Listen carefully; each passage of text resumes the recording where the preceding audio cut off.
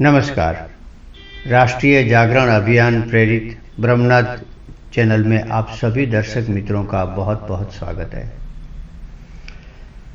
मित्रों, हम समाचार के माध्यम से देश और दुनिया की बदलती परिस्थितियों का विश्लेषण करते रहते हैं और राष्ट्रीय संस्कारों को जगाने का एक छोटा सा काम कर रहे हैं। दोस्तों, जैसे आप जानते हैं, हमारे आसपास जो घटनाएं या दुर्घटनाएं भी बनती है तो हमारी राष्ट्रीय और प्रादेशिक चैनलें उसी में थोड़ा पंजाबी तड़का डाल के अपने न्यूज़ या समाचार बनाती है और फिर बार बार उसको रिपीट करके अपने एजेंडा को भी आगे चलाती है और अपनी टीआरपी को भी आगे चलाती है। दोस्तों, ब्रह्मनाथ चैनल राष्ट्र को समर्पित एक आवाज़ है और हमारा एजेंडा राष्ट्रीय जागरण अभियान है। इसलिए हम हर खबर को खबर की तरह तो देते हैं, लेकिन राष्ट्रीय जागरण का ब्रह्मनाथ भी उसमें शामिल होता है। जागो इंडिया जागो, ये संदेश हर शहर, हर गांव, हर गली और हर कस्बे तक पहुंचे, यही हमारा एजेंडा है।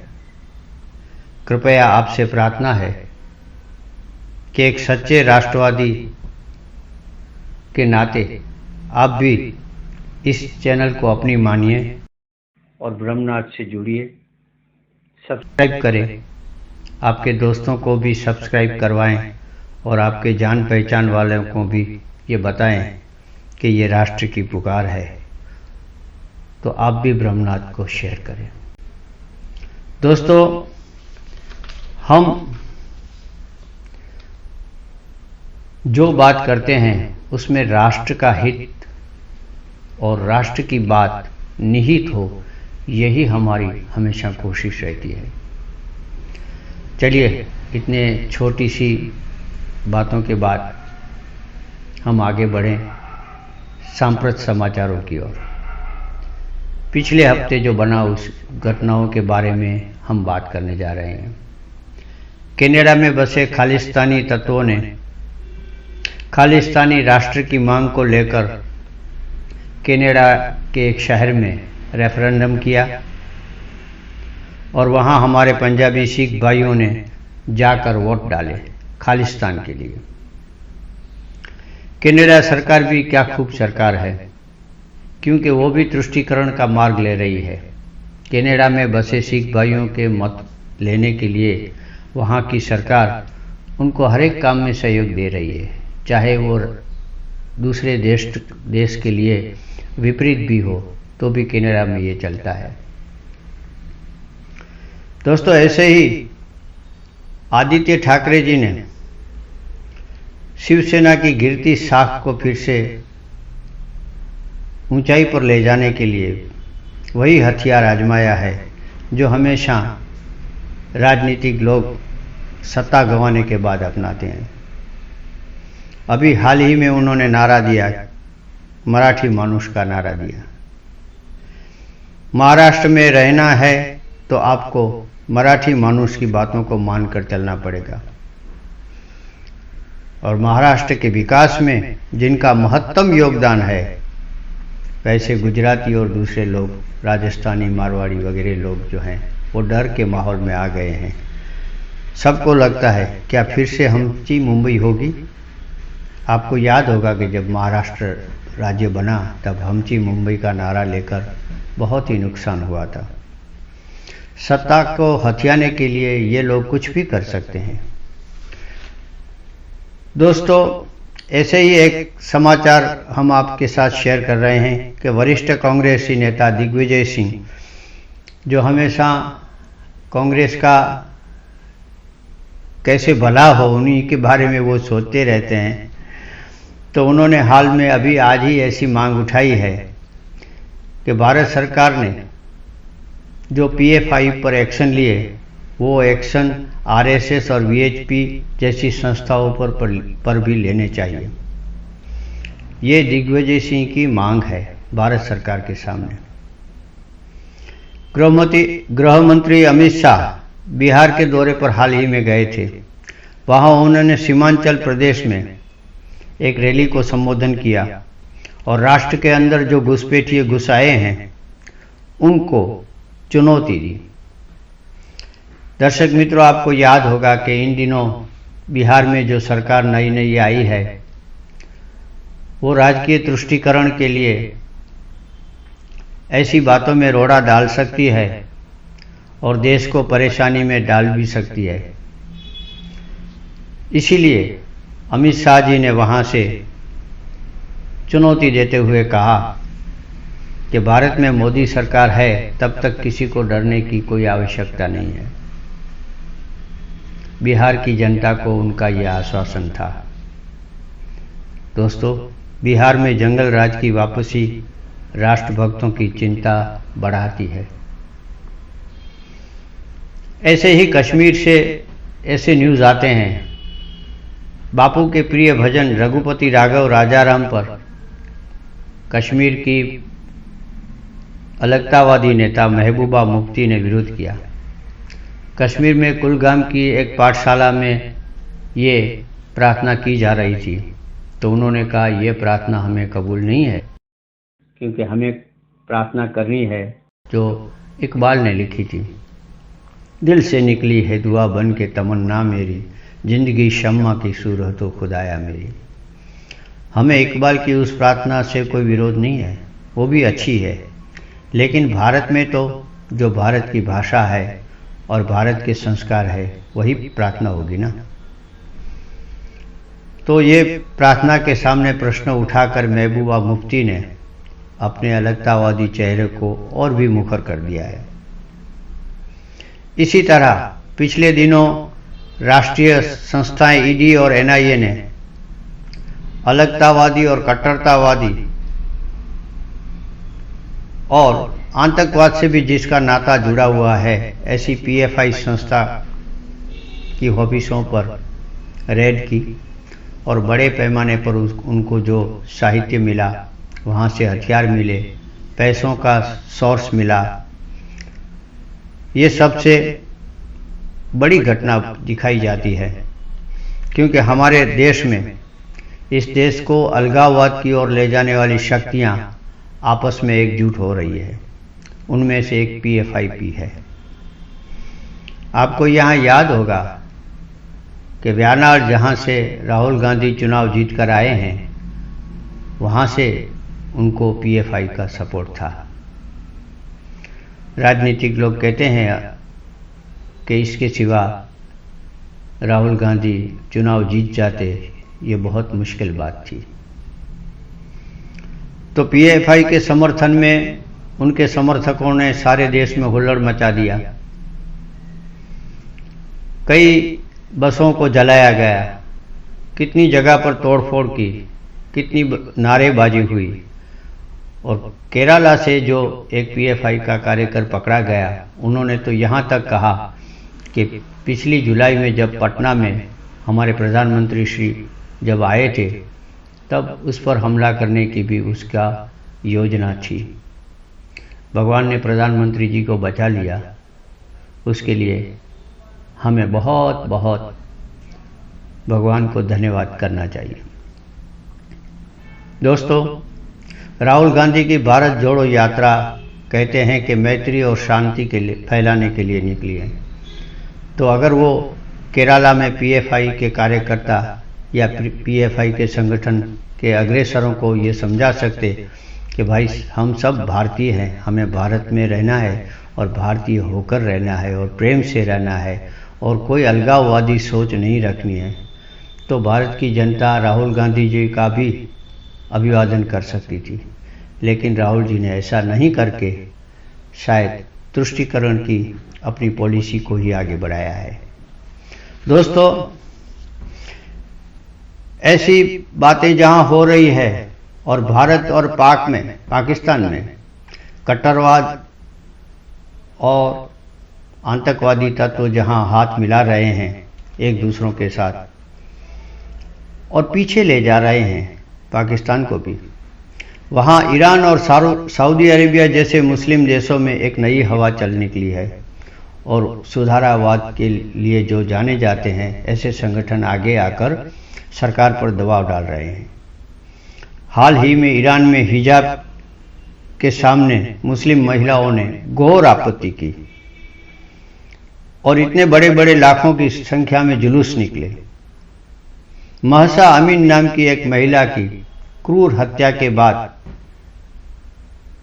ये जुलूस और जलसे ईरान में ऐसे हुए हैं कि शायद पिछले कई सालों से ईरान में इतनी परिवर्तन की हवा चली नहीं थी, वो अब आई है। ईरान की सरकार ने भी उस पर जुल्म किए और तकरीबन आज तक 50 आदमी उसमें मौत की भेंट चढ़ गए हैं।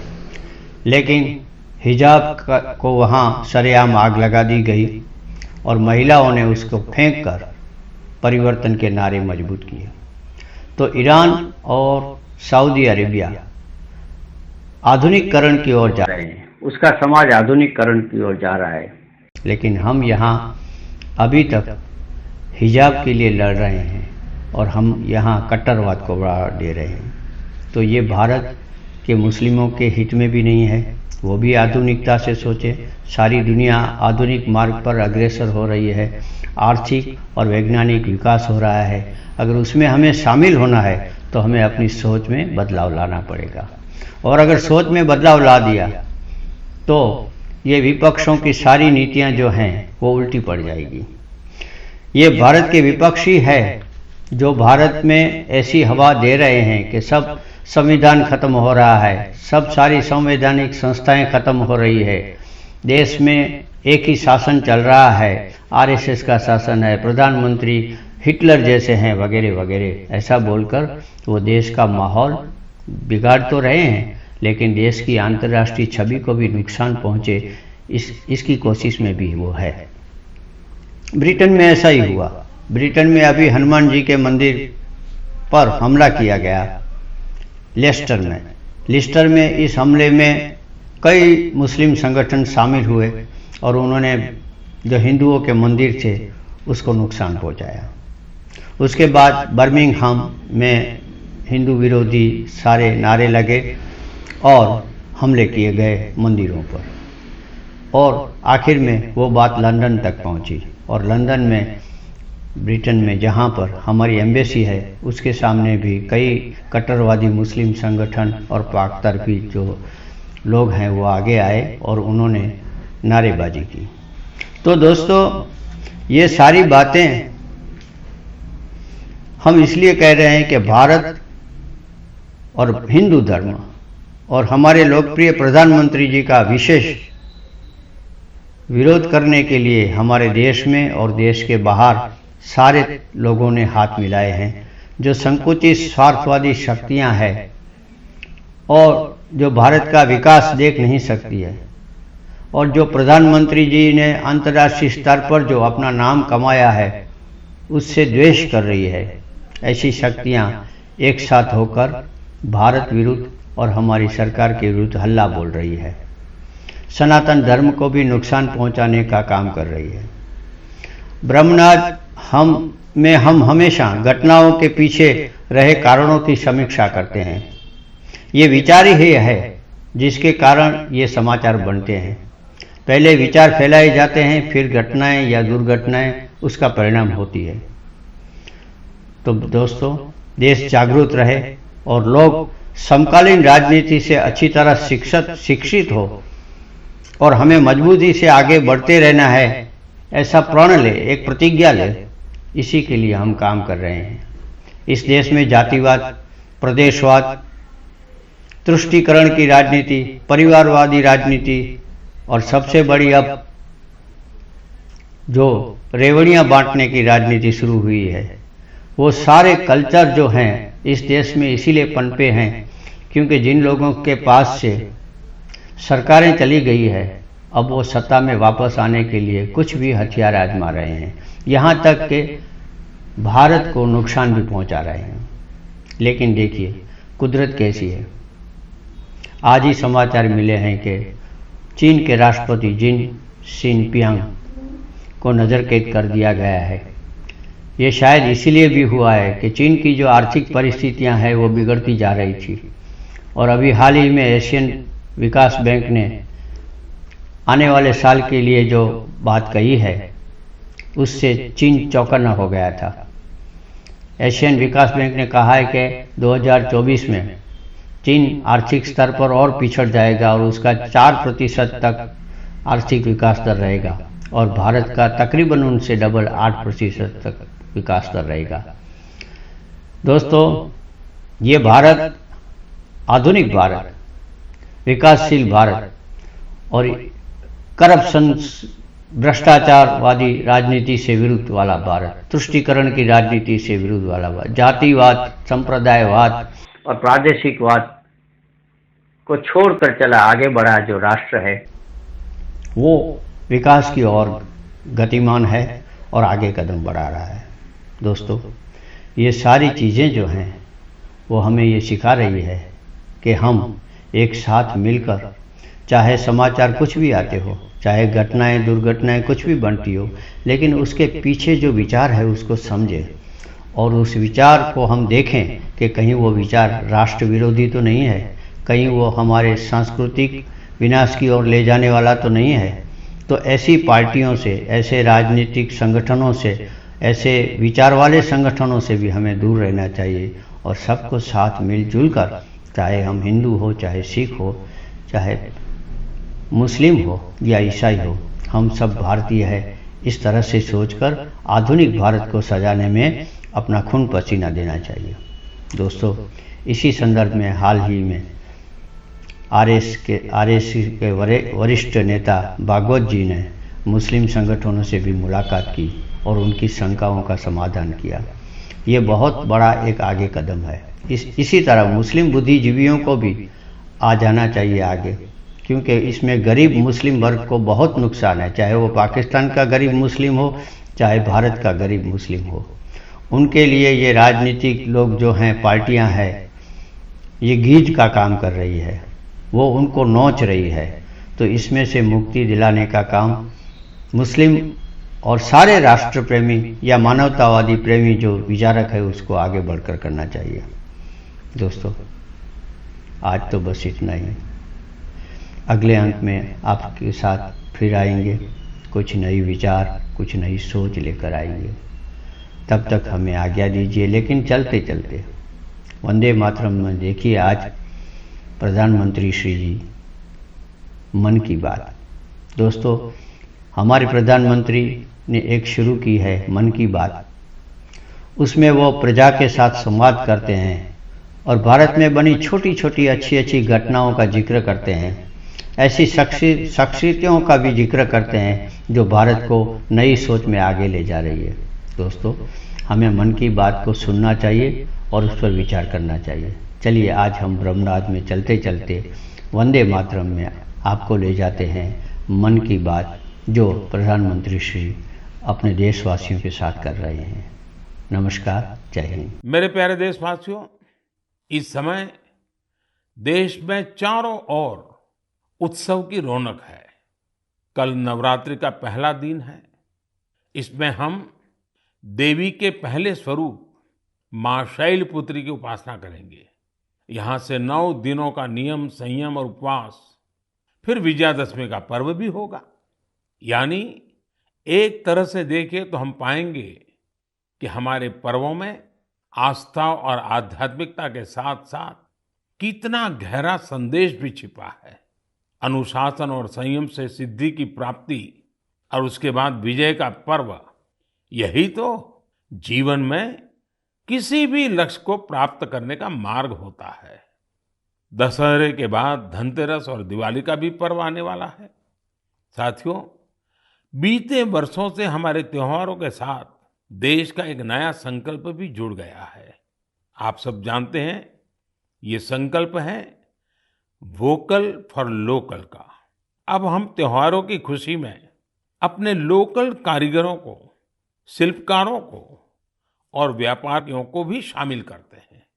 आने वाले 2 अक्टूबर को बापू की जयंती के मौके पर हमें इस अभियान को और तेज करने का संकल्प लेना है।